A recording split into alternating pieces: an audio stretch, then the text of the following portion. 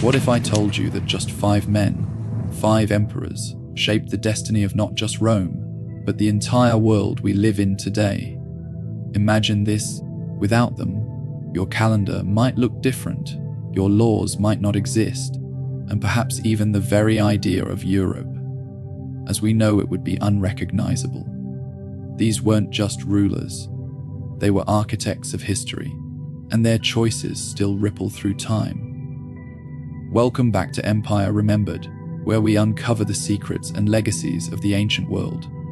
Today, we're diving into one of my favorite questions. Who were the Roman emperors that truly changed the world? Rome had over 70 emperors, depending on who you count. Some were geniuses, some were disasters, and some were utterly forgettable.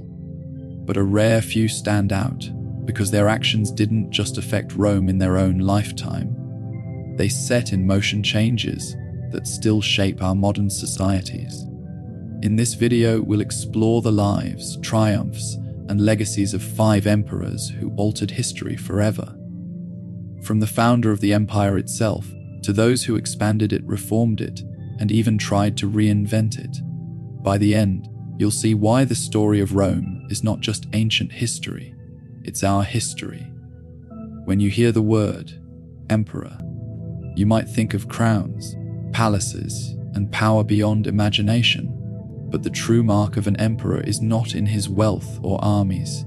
It is in the legacy he leaves behind. Rome gave us rulers who conquered, rulers who destroyed, and rulers who built. The 5 we're about to meet each changed the course of history, not just for Rome, but for civilizations that followed. Let us begin at the dawn of empire itself, with the man who laid its foundation. His name was Gaius Octavius, but history remembers him as Augustus. When he inherited Rome after the bloody assassination of Julius Caesar, the city was tearing itself apart in civil war. No one believed the fragile republic could survive. But Augustus was not like other men. He was cunning, patient, and above all, a master of appearances. He did not call himself king. Romans hated kings. Instead, he styled himself princeps, the first citizen, a humble title that hid absolute power. Behind this mask of modesty, Augustus restructured the empire, built a permanent army, and created a government strong enough to endure centuries. This was the beginning of the Pax Romana, 200 years of relative peace, in which Rome's borders held firm. Its roads carried goods and ideas across continents, and its marble monuments announced to the world Rome is eternal. Augustus boasted that he found Rome a city of bricks and left it a city of marble. And he was right. From his reign onward, emperors ruled within the framework he designed. Augustus didn't just win battles, he invented empire itself. 3 centuries after Augustus, Rome was still powerful, but restless. Civil wars tore through the empire, and a new faith was spreading, whispered in homes and catacombs. Christianity, once despised, persecuted, and outlawed, it seemed destined to remain in the shadows, until one emperor changed everything. In the year 312, Constantine faced his rival Maxentius at the Milvian Bridge. Before battle, he looked to the sky and saw a vision, a cross, blazing with light, with the words, "In this sign conquer." Constantine ordered his men to paint the symbol of Christ on their shields. Against all odds, he won. And with that victory, the world shifted. He issued the Edict of Milan, ending centuries of Christian persecution. He built churches, called councils, and presided over the creation of the Nicene Creed, the foundation of Christian belief. For the first time, Rome's throne and the cross stood side by side. But Constantine's vision went beyond faith. He built a new Rome on the Bosporus, Constantinople, a city so strong, so strategic, that it would survive for 1,000 years after the fall of the West. Even today, Istanbul carries his mark. Constantine turned Christianity from a persecuted sect into a global religion. He didn't just rule Rome. He reshaped the spiritual map of the world. Where some emperors sought glory in conquest, Hadrian sought strength in endurance. When he came to power in 117 CE, Rome stretched from Britain to Arabia. But Hadrian knew what others refused to admit: empires cannot grow forever.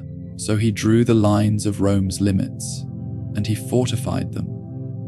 In the north of Britain, he built a wall stretching nearly 80 miles, a frontier between the known world and the wilderness beyond.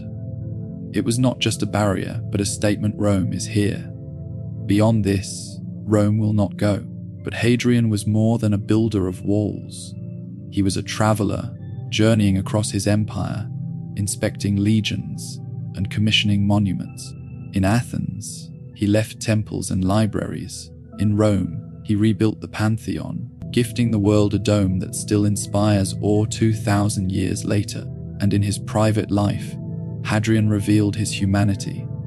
His love for Antinous, whose death in the Nile devastated him, became immortalized in statues and cults across the empire. Even emperors, the most powerful men in the world, carried grief too heavy for crowns to hide. Hadrian was not remembered for conquest. He was remembered for preservation, for teaching Rome the strength of knowing when to stop.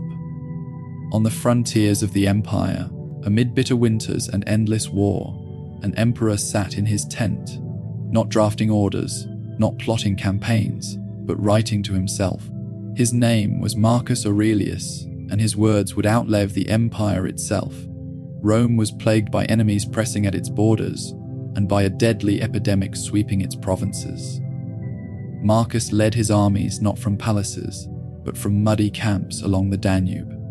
There he filled pages with thoughts on virtue, anger, mortality, and duty, notes we now call meditations. Unlike other emperors, Marcus did not see power as a prize. He saw it as a burden, a duty given by fate. He tried to live justly, to master himself, to act with wisdom, even when surrounded by war and death. He was the embodiment of Stoic philosophy, proving that the true strength of a ruler lies not in conquest, but in character. But even Philosopher, kings cannot control destiny. His son Commodus inherited the throne, and undid much of his father's legacy with cruelty and arrogance. Yet Marcus endures in a way few emperors do, not in monuments, but in words. Words still read, still studied, still guiding lives 2 millennia later. By the 6th century, the Western Empire was gone. Rome was sacked, its emperors toppled, its glory shattered. But in the East, one man dared to dream of restoration. His name was Justinian I, born of humble origins. Justinian rose to the throne in Constantinople and launched an ambitious mission to reconquer the lost lands of Rome. His general Belisarius achieved stunning victories, reclaiming North Africa, Italy, and Spain. For a fleeting moment, the Mediterranean once again glowed with Roman dominance. But Justinian's greatest legacy was not won by swords. It was written in laws. His Corpus Juris Civilis, the Code of Justinian, organized centuries of Roman law into a single system. It became the foundation of legal traditions across Europe, influencing governments even into the modern age. And in architecture, he reached for the divine. The Hagia Sophia, his greatest masterpiece, rose with a dome so vast and luminous that visitors claimed it felt like heaven itself had descended to earth. It still stands, nearly 15 centuries later, as a testament to his vision.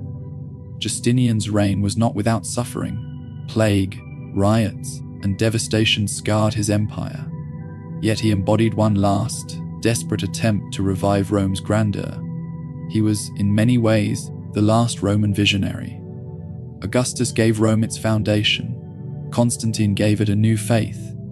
Hadrian gave it strength in its boundaries. Marcus gave it wisdom in philosophy. And Justinian gave it laws and monuments that outlasted his empire. These 5 emperors lived in different centuries, faced different worlds, and bore different burdens. But all of them left legacies so profound that they still shape the world we live in today. This is the story of empire, built not by marble and steel alone, but by vision, endurance, and the will of extraordinary men. If you enjoyed this journey through Rome's greatest emperors, join us again on Empire Remembered, where history lives and empire is never truly forgotten.